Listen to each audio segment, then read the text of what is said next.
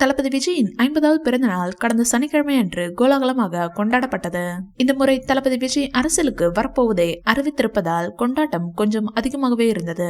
பல அரசியல் தலைவர்களும் அவருக்கு வாழ்த்துக்களை சொல்லி இருந்தார்கள்.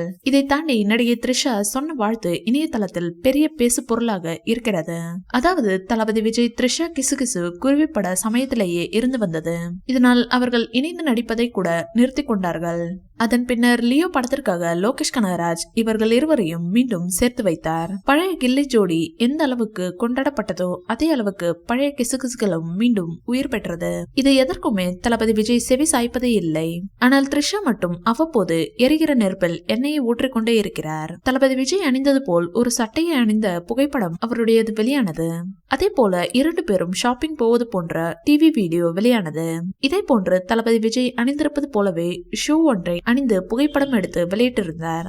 போதாத குறைக்கு தளபதி விஜய் பிறந்த நாளில் அவருடன் லிப்டில் இருக்கும் ஒரு போட்டோவை ஷேர் செய்து வெளியிட்டிருக்கிறார்.